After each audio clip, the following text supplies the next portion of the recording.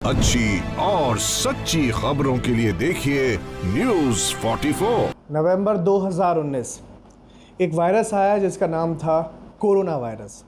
पूरी दुनिया के लिए एक नई चीज़ थी और किसी को ये इल्म नहीं था कि ये इतना ख़तरनाक हो जाएगा कि पूरी दुनिया जो है वो लैंडलॉक हो जाएगी, पूरी दुनिया लॉकडाउन में चली जाएगी। हमने लॉकडाउन देखा, एक नहीं दो नहीं कई मर्तबा देखा और उसमें अपने प्रियो की जान जाती देखी। हॉस्पिटल का जो स्टाफ था, जो डॉक्टर्स थे जिनको खुदा का रूप कहा जाता है, उन्होंने अपनी लिमिट से आगे जाकर काम किया और अपनी जो उनका धर्म था उसको निभाया। इसके साथ साथ धर्म से बढ़कर उन्होंने जो काम किया।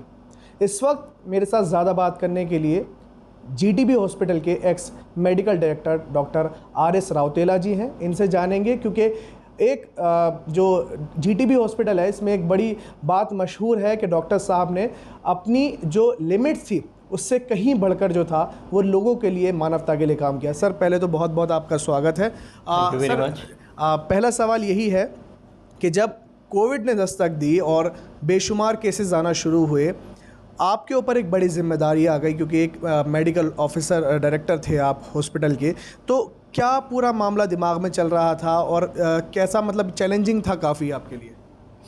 देखिए, मैं इस बारे में ये कहूँगा कि कोविड तो मैं मेडिकल डायरेक्टर की जिम्मेदारी देने से पहले ही हिंदुस्तान में और दिल्ली में सब कुछ दस्तक दे चुका था।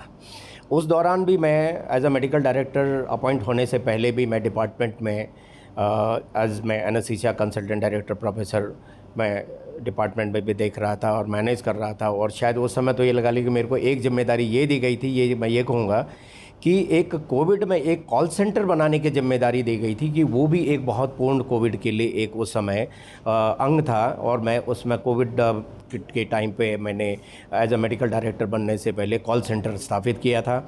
वो कॉल सेंटर इसलिए कि कोविड पेशेंटों के साथ में उनके रिश्तेदार अलाउड नहीं थे, तो उन पेशेंटों के बारे में जानकारी लेना मरीज़ के रिश्तेदारों के लिए काफ़ी कठिन होता था। तो इसलिए मरीज़ के रिश्तेदार उस कॉल सेंटर में फ़ोन करते थे, फिर हम कॉल सेंटर से अंदर मरीज़ों की हालत वार्ड से पूछ के फिर उनको बयान करते थे, उनको बताते थे। तो वो एक इस तरीके से शुरू से चैलेंजिंग एक मैं काम तो कर रहा था, बट दिमाग में एक चैलेंजिंग और साथ में दिमाग में एक ये था कि यार कि मैं मैनेज कर पाऊँगा इतना बड़ा ऐसा, क्योंकि नॉर्मल मैनेज करना और एक अचानक से एक पेंडेमिक को मैनेज करना बहुत बड़ा अंतर है। और वाकई वो एक बहुत ही बड़ा एक डिफ़िकल्ट सिचुएशन है। उसमें आपको देखिए पूरा आपका समाज पैनिक हो चुका है कि इस तरीके की बीमारी है, हर किसी के दिमाग में दहशत है। चाहे आप पब्लिक की बात करिए, चाहे आप मेडिकल फैटर्निटी की बात करिए। जो मेडिकल फैटर्निटी में एक डॉक्टर से लेके, सीनियर डॉक्टर से लेके एक सफाई कर्मचारी तक आता है, एक पूरी एक हमारी एक जिसको कहते हैं एक फ़ौज है। तो सबके मन में दहशत थी। दहशत के साथ में एक मानवता और एक समाज की सेवा करने की भी एक अंदर से एक जज्बा डॉक्टरों के और paramedical staff plus hospital staff का, क्योंकि अल्टीमेटली क्या है, पूरा समाज किस पे डिपेंडेंट हो गया था पेंडेमिक, डॉक्टरों पे और हॉस्पिटल के पैरामेडिकल स्टाफ पे। क्योंकि उनको ये था कि नहीं भैया अब जान बचेगी तो शायद अस्पताल में बचेगी, नहीं तो शायद घर में तुम गए।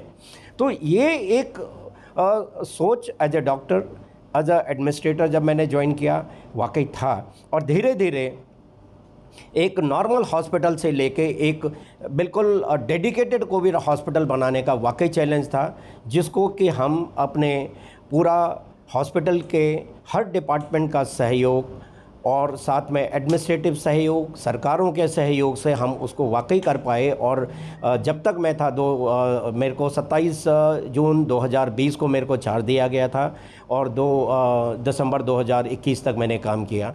तो इस पीरियड में जितना भी हो सकता है हमने पूरा मैनेज करने की कोशिश की, मैनेज भी किया और पेंडेमिक को हमने हराया भी।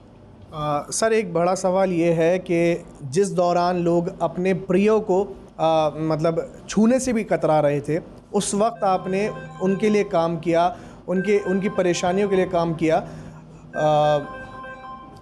लेकिन मेरा सवाल ये है कि बीइंग अ डॉक्टर और एज अ डॉक्टर आपकी फैमिली के लिए आपको समझाना कितना मुश्किल था, क्योंकि आप एक डॉक्टर भले ही हैं, आप एक खुदा का रूप माने जाते हैं, लेकिन आफ्टर ऑल आपकी भी फैमिली है, आप भी इंसान हैं, और आपकी फैमिली को समझाना कितना मुश्किल था, क्योंकि फैमिली को इमोशनली बहुत अटैचमेंट होती है अपनों से, और ऐसे वक्त में जब उन्हें पता है कि कुछ भी हो सकता है, तो आपकी फैमिली को समझाना आपके लिए कितना मुश्किल था? हाँ, ये चीज़ आपने बड़ा उस तरीके से इमोशनल एक क्वेश्चन पूछ लिया। मैं अब आपको बताता हूँ मेरी फैमिली का क्या रिएक्शन था। मैं अब आपको एक सच्चाई बताता हूँ। मेरी बड़ी बेटी खुद जूनियर रेजिडेंट थी उस समय, इंडोक्राइन में हाउस जॉब कर रही थी इसी हॉस्पिटल में। मेरा बेटा खुद इंटर्नशिप कर रहा था कोविड पीरियड में। तो आप ये लगाइए कि मैं एक मेडिकल डायरेक्टर, और उससे पहले मेडिकल डायरेक्टर होने से पहले एक एनेस्थीसिया कंसल्टेंट था। तो मेरे घर पे मेरी बीवी जो नॉन मेडिको है, हाउसवाइफ, क्या गुजरी होगी अब आप समझते होंगे। मैं ये कहूँगा कि हम तीनों ने जो ड्यूटियाँ की हैं, खैर बेटी ने तो बाद में जो है कुछ मदर घर में आके उसकी मदर रखने वाला वाइफ अकेली हो जाती है, इसलिए क्या कहते हैं उसको बीच में उसने छोड़ा। बेटा मेरा कंटिन्यूसली पूरी कोविड ड्यूटी करता रहा।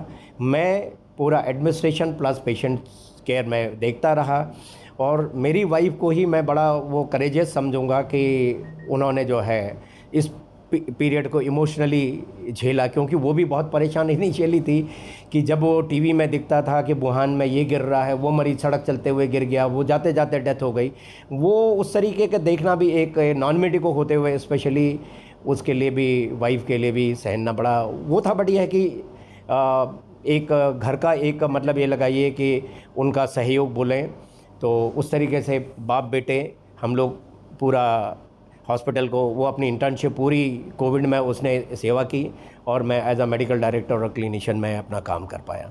अच्छा डॉक्टर साहब, एक बड़ा सवाल है, जिस तरीके से बीमारी थी और लोग परेशान थे, अपनों को खो रहे थे, एक हॉस्पिटल के अंदर ही कुछ स्टाफ ने आपके बताया, मैं नाम नहीं लूँगा, कि आपने अपनी खुद की जो सैलरी थी वो तक जो थी वो पेशेंट के लिए लगा दी। ये बात कैसे थी, क्या पूरा बता सकते हैं? अब लोग कहते हैं कि सैलरी थी, बट ये कि हो सकता है कि हम लोगों ने हेल्प ज़रूर की है, हमने हेल्प की है, बट ये है कि ये इसको अब इतना ज़्यादा जो करने के बाद में कुछ चीज़ कहना बड़ा वो ठीक नहीं है।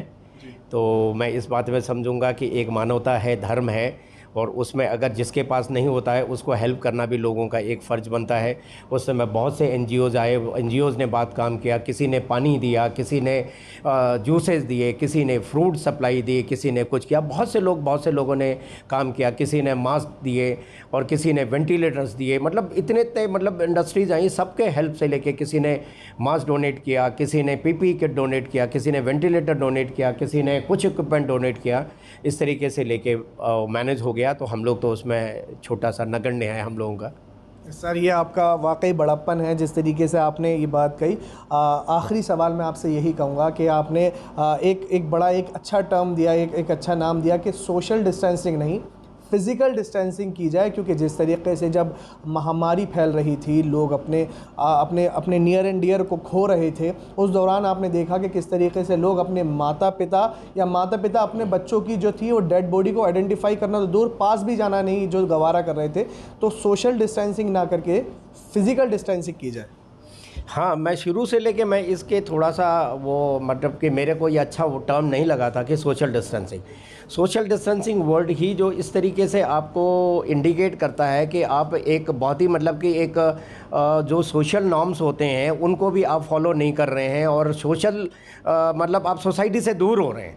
तो मैं ये कहता हूँ कि सोशल डिस्टेंसिंग ना करें, उससे कहीं ना कहीं इमोशनली भी फ़र्क पड़ता है, तो इमोशनल डिस्टेंसिंग भी हो जाती है, मेरा पर्सनली मानना है।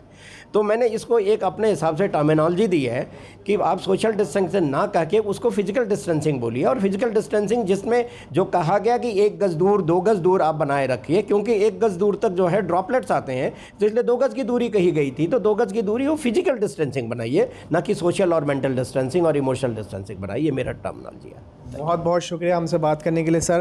तो ये थे डॉक्टर RS रावतोयला, जिनका बड़ा योगदान रहा GTB हॉस्पिटल के अंदर एज अ मेडिकल डायरेक्टर होने के नाते, जिस तरीके से इन्होंने मानवता की सेवा की और अपनी फैमिली को भी था सपोर्ट करना, और इनकी फैमिली ने इनको उनसे ज़्यादा सपोर्ट किया। जैसे कि डॉक्टर साहब ने बताया कि इनके ख़ुद के सुपुत्र और इनकी सुपुत्री जो थी वो ख़ुद इस हॉस्पिटल में थे, वो भी सेवा दे रहे थे, और ऐसे में अपनी धर्मपत्नी को समझाना बहुत मुश्किल होता है और इमोशनल भी होता है। और इसके अलावा इन्होंने डॉक्टर साहब ने एक टर्म दिया कि फ़िज़िकल डिस्टेंसिंग की जाए, ना कि सोशल डिस्टेंसिंग, क्योंकि जिस तरीके से लोगों ने अपनी जान गंवाई, वो अपने जब डेड बॉडी को भी आइडेंटिफाई नहीं कर रहे थे। ये दिल दहलाने वाला और एक बहुत इमोशनल मोमेंट था, और ऐसा नहीं होना चाहिए था। और डॉक्टर साहब का बहुत बहुत शुक्रिया हमारी पूरी टीम की तरफ से, जिस तरीके से सर ने मानवता की सेवा की। तो ये थे डॉक्टर RS राउतेला सर। दिल से सैल्यूट है ऐसे डॉक्टर्स को जिन्होंने अपनी ज़िंदगी की परवाह ना करते हुए लोगों की और मानवता की सेवा की। दिल्ली से जबरान जरार खान की रिपोर्ट, न्यूज़ 44। अच्छी और सच्ची खबरों के लिए देखिए न्यूज़ 44।